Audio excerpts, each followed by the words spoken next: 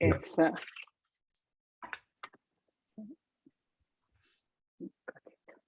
hello, good afternoon, good morning, good evening to everybody. My name is Antonella Ianni. I'm based at the University of Southampton, and I'm here to introduce the keynote talk of Alessandro Pavan. And I'm very delighted to do that. And before I introduce Alessandro to you, I wanted to take this opportunity to speak on behalf of all participants to wish Miltos all the very best. We do know that Miltos is a Superman on and off this special journey. Hold on, Miltos, we all stand by you. I also wanted to take this opportunity to thank all the organizers, Christos, Spiros, Tassos, the institutions that have supported this conference, and all the people that have contributed in whatever form and way. This conference is very special because it combines academic excellence with broader issues and values centered around health, well-being, inclusiveness, equity, belonging. These are very important issues, and they're often thought of as being orthogonal to each other.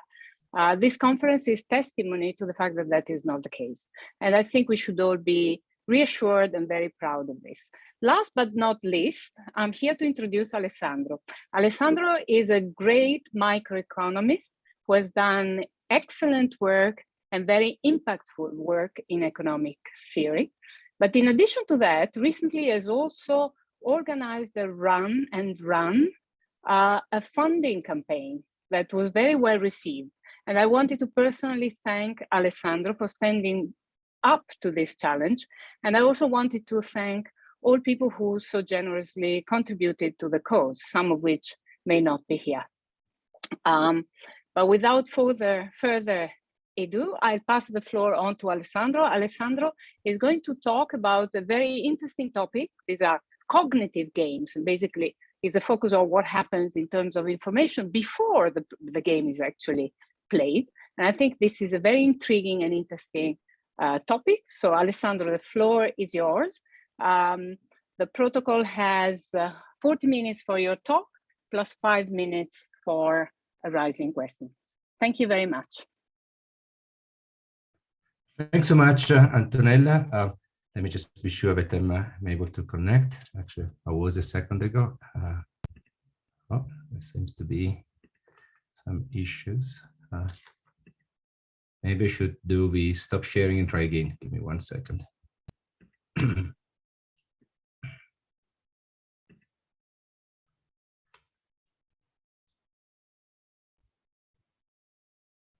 You see my screen?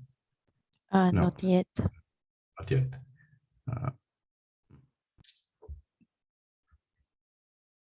It was working a second ago. That's mysterious. Give me 1 moment. Try another way.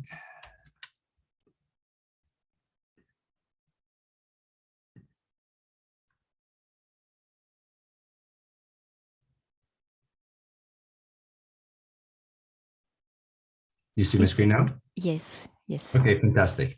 So thanks a lot, Antonella. And before I start, I would like to say also a couple of words.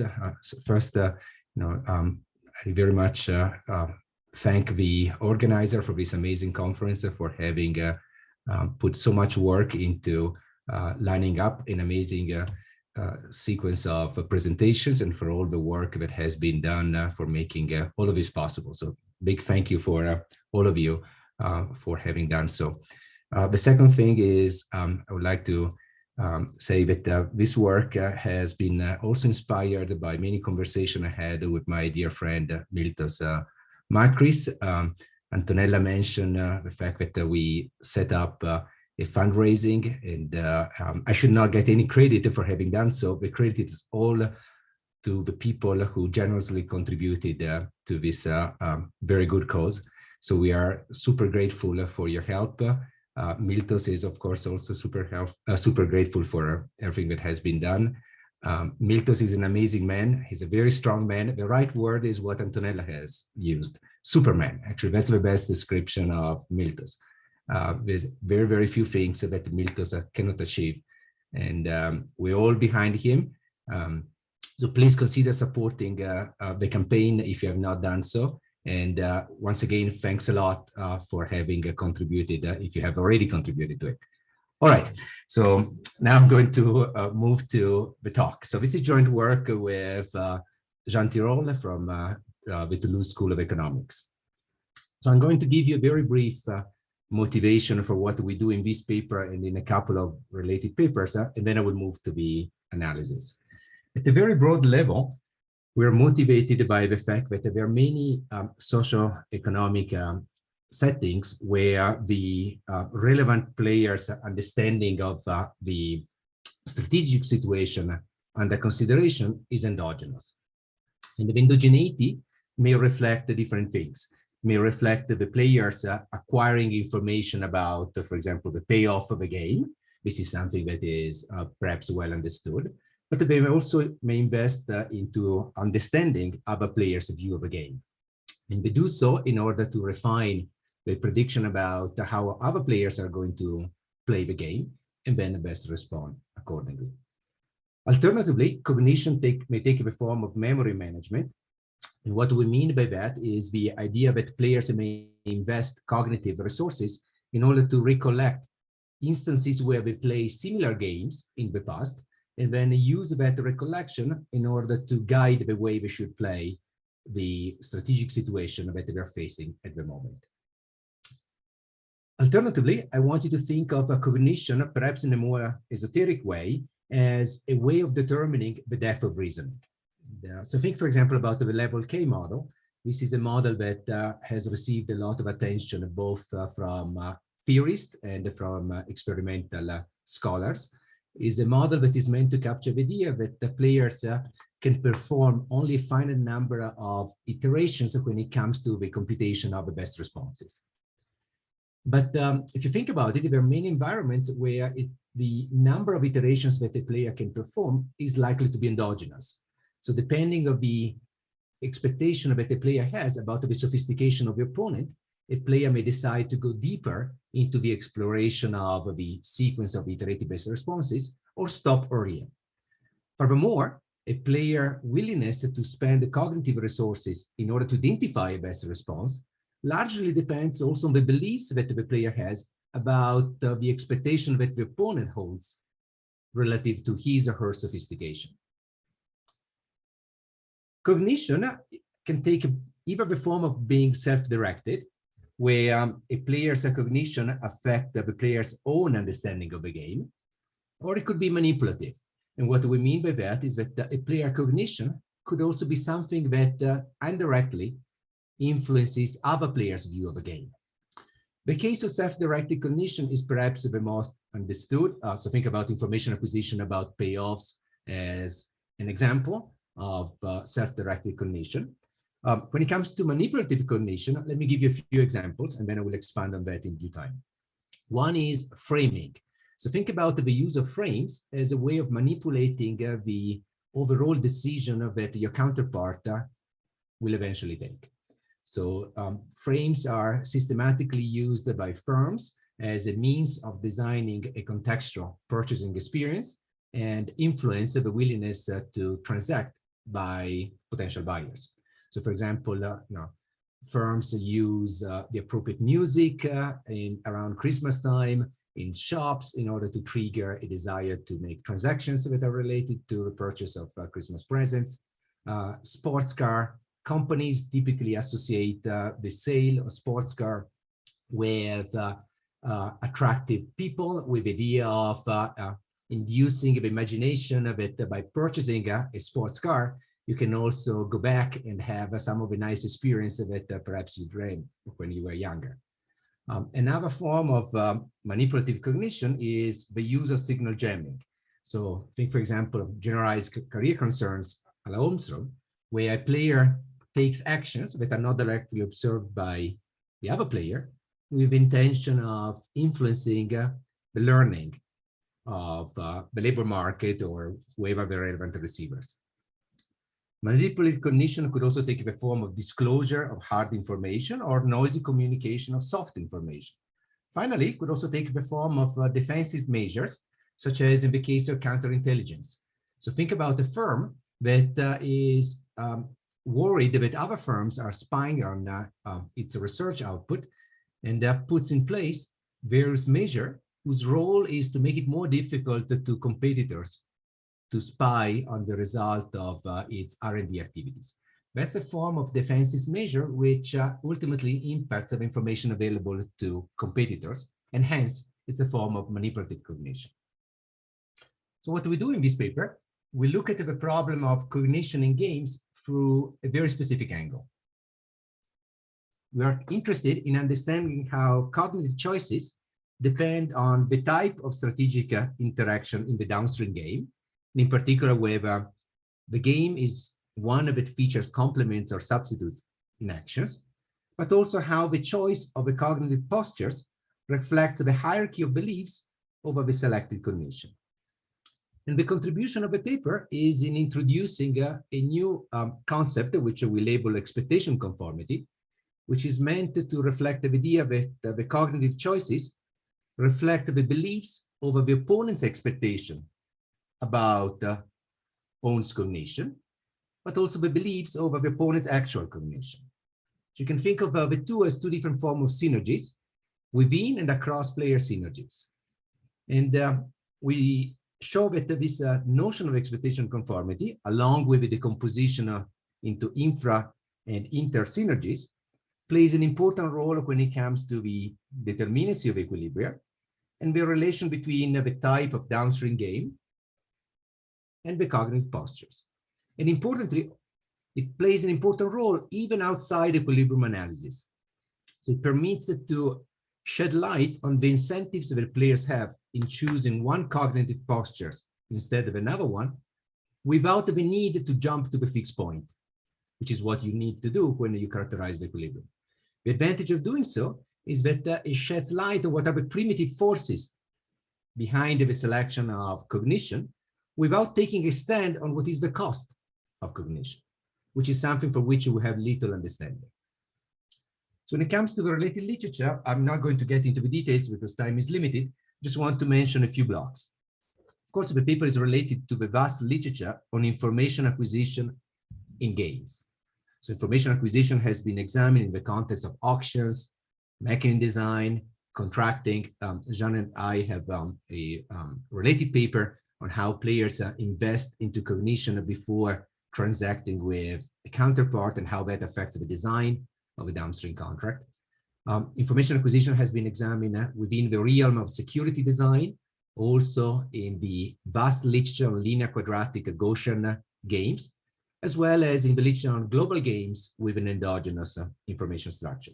Steve Morris and Min Young have a beautiful paper, and I should update now the date because it's forthcoming now in Restart, about global games with an information structure, which is determined endogenously prior to playing the game.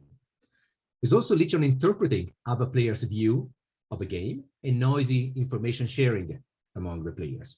So the closest is a paper by Seifi and Yildiz, as well as recent work by Maria Kozlowska and Adriani and Sondergaard on related topics. The third block is the literature on signal jamming and framing. So signal jamming you have encountered perhaps in IO as well as in career concerns. I would like also to point your attention to a recent paper by Yuval Salant and Ron Seeger on the use of frames in the context of the design of contextual purchasing experiences. Something that I'm going to talk about today, it's a form of cognition that perhaps you're less familiar with, which is sparsity. I will not have time to relate the sparsity to endogenous depth of reasoning. That's something that we do in a supplement. But I will introduce you to the notion of sparsity in games and how the analysis of sparsity in games can be understood by looking at this measure of expectation conformity that I was advertising a moment ago. The last literature is the literature on psychological games. And this is a literature that is related in spirit, but not so much in the working. So this is a literature that assumes that beliefs enter directly into the payoffs. Instead, in this paper, we assume that beliefs are only instrumental to understanding what is the appropriate best response. but we don't enter directly on their own into the objective functions. So feel free to interrupt me at any moment. The plan is for me to set up a model now, then define expectation conformity, relate expectation conformity to the determinacy of equilibria, and then give you two applications. So the paper contains a few more, but I will not have time to cover them today. The two applications that I want to focus on are sparsity in games and espionage and counter-espionage. Okay, so here's the model. I want you to think of a primitive downstream game as being played by n players. These players are going to be denoted by I. Each player has a primitive action, which is an element of a set capital AI. So this set does not include cognition. So think of this set as the set of primitive action in the downstream game to be played. The downstream payoff are captured by the functions UI that depend on a player mix action, the opponent's mix action, and possibly some underlying state of the word omega. Okay. To make things simple, this is not essential, but I will simplify the exposition.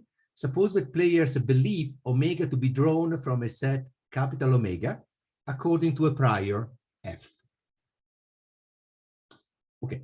Cognition is going to be indexed by a vector rho.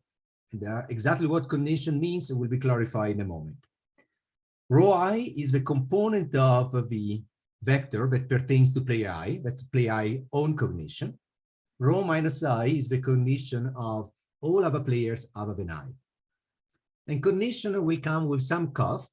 And if you are interested in doing equilibrium analysis, of course, you have to take a stand on this cost. So that will shape the cognitive profiles that will be sustained in equilibrium. As I was advertising in the introduction, most of our results are valid independently of whether you apply them to equilibrium analysis. So we have very little to say about the cost of cognition. This is not to say that the cost of cognition is not important. In fact, the last few years have witnessed a very lovely and important literature that tries to formalize the cost of cognition and provide axiomatic foundations for different functionals. This literature complements the present paper by focusing on the cost side. We instead focus on the benefit of cognition, and in particular, how the benefit of cognition depend on the expectation about the cognition of others and the beliefs that the player has about what other players expect from her. When cognition specializes to information acquisition, broadly meant, which is what I'm going to focus on in the talk today, I want you to think of cognition as affecting a jointly controlled experiment, Q. So Q is a joint distribution over a set S of signals with a usual product structure. Why is it a jointly controlled experiment? Because it's a joint distribution over the vector of S that depends on the underlying state and the cognitive postures of the players. Okay. The special case where cognition is self-directed corresponds to a situation where Q has a product structure with each QI depending only on player I own cognition. The more general case of manipulative cognition corresponds to a situation where this joint distribution is jointly controlled by the cognitive choices of all the players. I want you to notice that given the realization SI of player I signal, the player will have an entire hierarchy of beliefs over two things: the underlying state of nature, as well as the cognition of others, and the realization of the signals of others, which in turn pins down the hierarchy of beliefs for the other players. Now let's pause for a moment, and let's suppose that it's understood that the cognitive profile is rho, where rho has two components, rho I and rho minus I. Suppose that it was common knowledge that the cognitive profile is rho. Then in the downstream game, I'm going to define by sigma I the rule that player I follows to map the realization of her hierarchy of beliefs into her mix action. And I'm going to denote by sigma rho the stage 2 B&E given cognition rho. This is the collection of mappings from beliefs to actions that are sustained in equilibrium in the downstream game, not to be confused with the equilibrium of the overall game.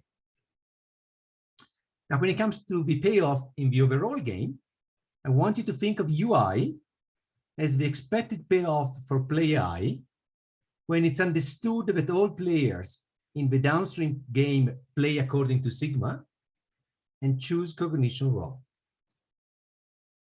So this expected payoff is nothing else but the average of all possible state of nature of the expected payoff that emerges when in that state of nature, given the cognitive choices rho, you have a joint distribution over the signals, which then are mapped according to sigma into the mix action of the players. Now I want you to think of a value function as the maximal payoff that player I can guarantee herself gross of cognitive cost when player I deviates to cognition rho I prime. So starting from a focal point rho, so think of rho as what everyone expects to prevail. You may speculate that rho is an equilibrium cognitive profile, and if you want to think of it that way, that's fine. So think of rho as more of a focal point. Starting from rho, suppose that player I deviates to rho I prime. What happens? Well, when the player deviates to rho I prime, the player is going to change the distribution over the signal that himself and the others are going to observe. And because of that, he's going to affect the distribution over the action that the other player is going to take. Once he does that, he also changes his own mapping from his own beliefs into his mix actions.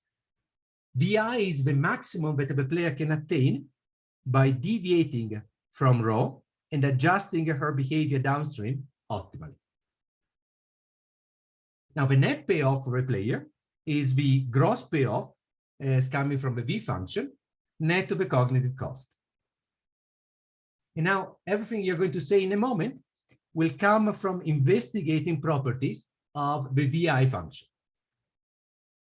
If you're interested in doing equilibrium analysis, you also have to take a stand on the cost of cognition, combine the cost of cognition with the VI component of your payoff, and identify what cognitive profiles can be sustained in equilibrium. Okay, now I want to define expectation conformity.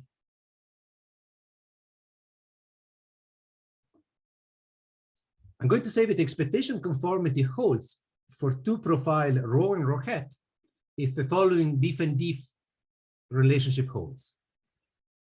The value for player I of going from cognition rho I to cognition rho I hat, it's higher when all other players expect player I to choose cognition rho I hat and themselves choose cognition rho minus I, than when they expect player I to choose cognition rho I and themselves choose cognition rho minus I.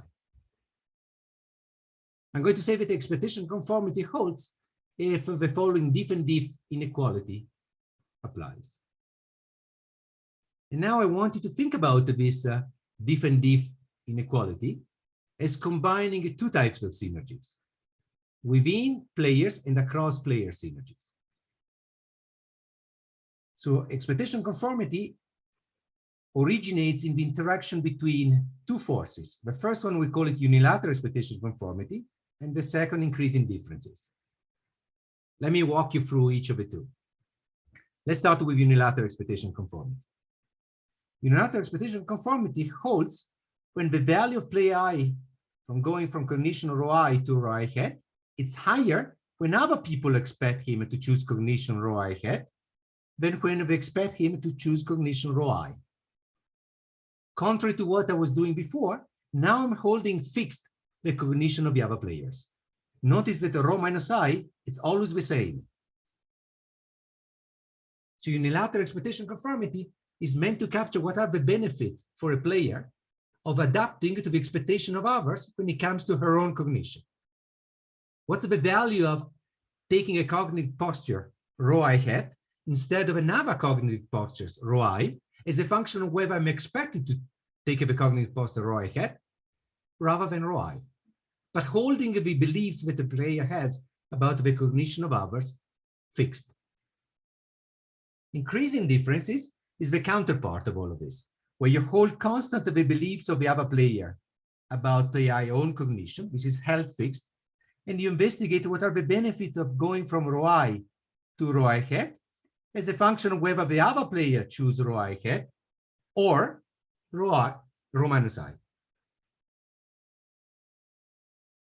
Sorry, I misspoke. As a function of whether the other player choose rho minus I hat or rho minus I. So increasing difference is meant to reflect the benefit that the player entertains in moving from one cognitive level to another as a function of the beliefs that the player has about the cognition of other players, but holding constant the expectation of other players about her own cognition. Now, I'm going to argue that the interaction between these two synergies explains a lot of things in cognitive games, both on path and off the path. So no matter whether you look at the equilibria of these games, or you're simply interested in comparative statics, or simply in going deeper in the understanding what are the incentives that the player face when it comes to the selection of the cognitive postures. The first way for me to illustrate the power of this decomposition is to relate it to the determinants of equilibrium in games. So suppose that expectation conformity holds for a pair of profiles rho and rho hat. Let me remind you that expectation conformity is entirely a property of a V function. There's no cost in the calculation of expectation conformity. And why I insist that this is something which is a nice property of a notion itself is because the V function is really tied to the property of a downstream game, as well as the form of that cognition can take. Often, as analysts, we have a good sense of what is the downstream game that the players can undertake, as well as what are the type of cognitive postures that can also be selected. For example, what is the type of information that can be acquired?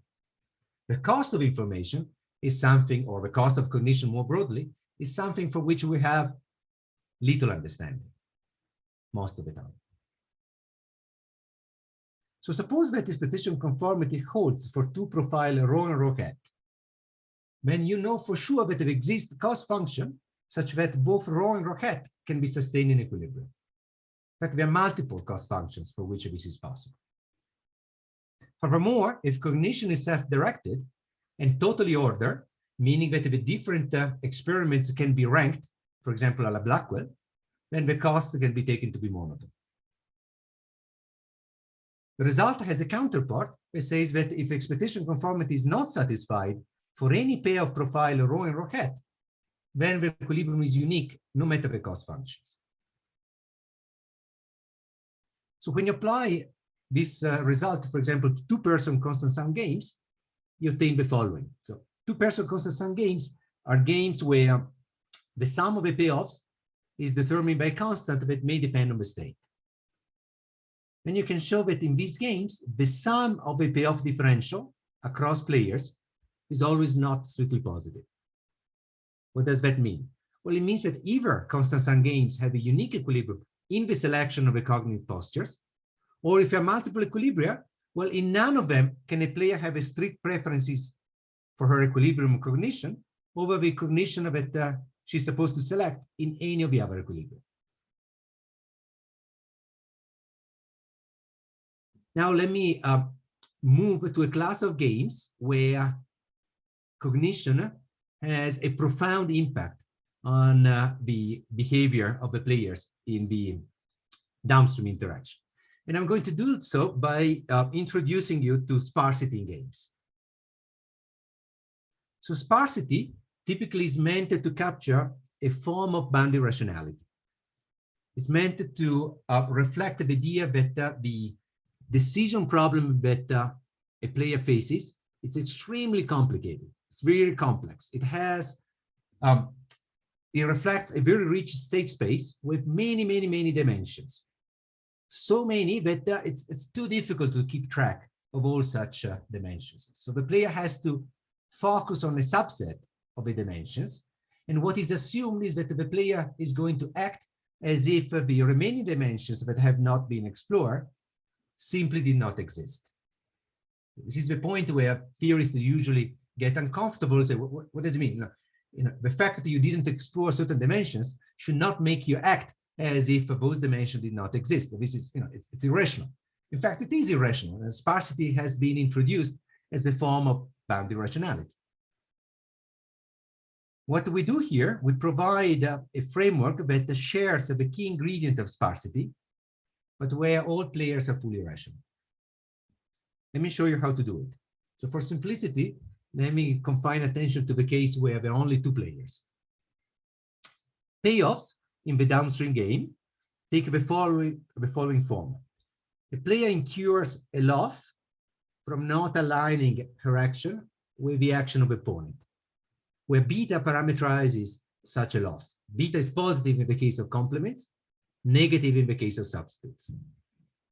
In addition, the player would like to align her action to a moving target. And this moving target is a complicated function of the underlying state. The state, it's a multidimensional object with many, many dimensions. Each dimension is drawn from its own distribution, fk, independently from the others. It is expected to have zero mean and a certain variance. The g function, which is the statistics from the different dimension of the state into the moving target, takes the following linear form. It's equal to 1 plus the sum of all dimensions of the state over 1 minus beta. So you may ask, where's the 1 coming from? Think of the 1 as the normalization for the component of a state which is already known by the players prior to engaging into cognition. There's a natural progression in cognition, which means that dimension k can be explored only if the previous dimensions have also been explored. This can be microfounded by ordering the dimension in an appropriate manner when it comes to the benefit and the cost that they come with. But here I want you to really take this assumption at face value. Okay? So this assumption can be thought of as reflecting the idea that it's unlikely that you can understand stochastic calculus if you have little familiarity with algebra. I'm not sure what this is really true, but take it for what it is. And cognition in this model determines the number of dimensions of a state that are explored. This is an example of a framework where cognition is self-directed and, of course, ordered. The order is the obvious one. If you increase rho I, it means that you have explored more dimensions of a state, so you have superior knowledge of the state, no matter whether you think of that in terms of Blackwell or many of the other orders when it comes to experiments that have been discussed in various literature. The player signal is the part of the state that has been explored.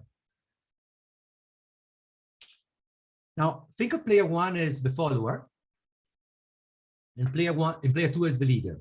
And what I mean by the follower is the player who's behind in the exploration of a state. The leader is the one who's ahead in the exploration of a state.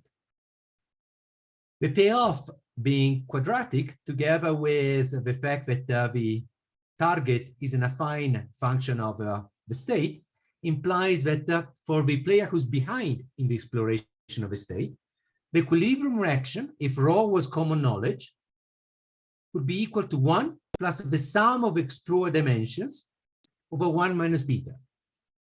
Notice that each dimension that is jointly explored receives a weight of 1 over 1 minus beta, which is greater than 1 in case of complements, smaller than 1 in case of substitutes.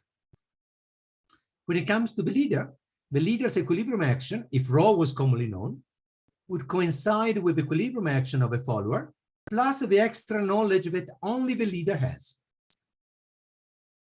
Few things to notice. The first one is that the dimensions that are not explored are treated as if they didn't exist. The second feature of this model is that the leader can perfectly predict the follower's beliefs and actions. This is not true for other models of information acquisition, where In general, a player that has a superior knowledge of the state, a la Blackwell, for example, may be unable to perfectly predict the action of the other players, but not here. Lastly, the follower reasons as if the leader knowledge coincides with hers, despite knowing that this is not the case. So in this sense, this is a model with fully rational players, which nonetheless captures the three key distinctive features of sparsity. Now let's relate to this model. Alessandro, sorry to interrupt, just to tell you there's 5 minutes left. Perfect. Now you can use now the notion of expectation conformity in this model to relate the cognitive postures to the type of downstream interaction. For example, you can show that if you pick two cognitive profiles such that the leader is always ahead, no matter which one you pick, which may reflect, for example, that the leader is someone who has lower cost of cognition than the follower, you can show that in these games, unilateral expectation of conformity holds strictly for the follower and weakly for the leader. With increasing differences holds as an equality for both players. What's the intuition behind it? Well, the follower actions is invariant to the number of dimensions that are explored solely by the leader.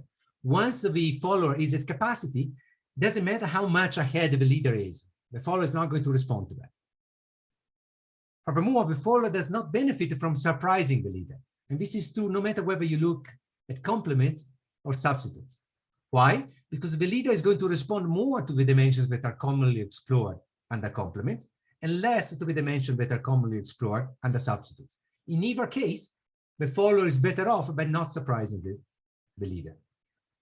So this result is useful because it tells you something about the determinacy of asymmetric equilibrium.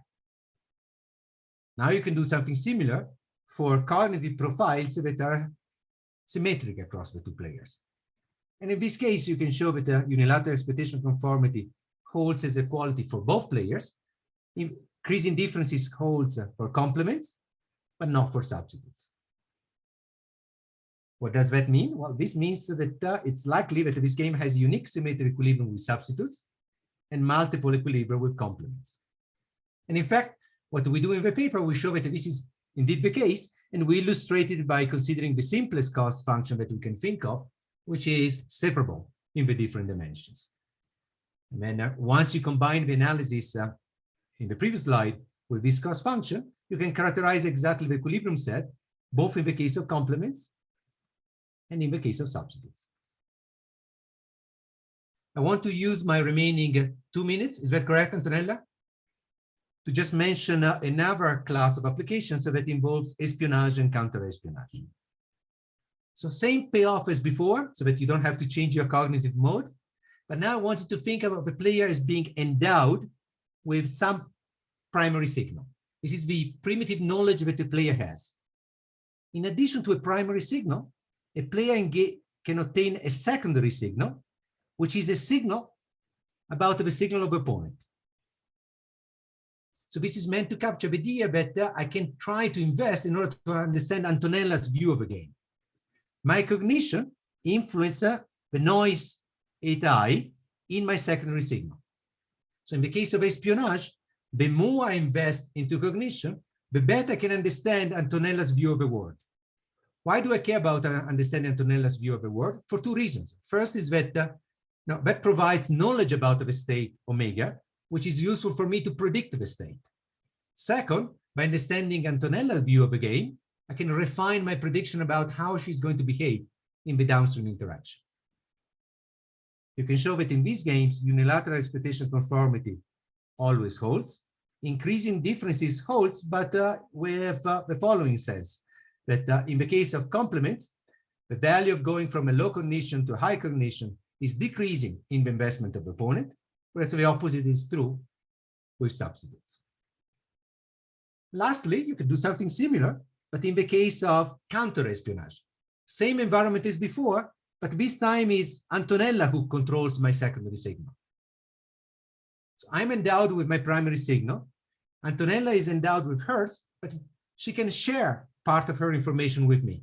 You can think of that as either a form of noise information sharing or counter-espionage. I'm spying on Antonella, but Antonella can put in place measures that facilitate or make it more difficult for me to spy on her. And we show that unilateral expectation conformity holds, but only in the case of complements. Increasing difference holds with an inverted relationship, no matter whether you have complements or substitutes. In the paper, as well as in the supplement, we also discuss the perhaps a more familiar case of noisy information acquisition about an exogenous state. This is the case study in most of the literature. We also talk about other modes of manipulative cognition, in particular generalized career concerns and framing and defensive memory management. And lastly, we also talk about cognition in the level K model, where cognition determines the number of steps of iterative best responses that each player can undertake. Want to wrap up? So what we do in this paper, we introduce a notion of expectation conformity in strategic reasoning, which reflects the interaction between two synergies, unilateral expectation conformity and increasing differences. Unilateral expectation conformity capture how a payoff from going from one cognition to another reflects the belief that the player has about what other player expects from her. The second, increasing difference, reflects the benefit of going from one cognitive posture to another as a function of a belief that the player has about the opponent cognition. The interaction between the two plays an important role for the determinants of equilibria. The sensitivity of cognition to the downstream type of interaction, particularly whether you have complements or substitutes in the downstream game, but also the cognitive choices without the need to compute the fixed points. I have one more slide, which is more important than the previous one. Thanks a lot. Thank you very much, Alessandro, for this very nice and clear presentation. We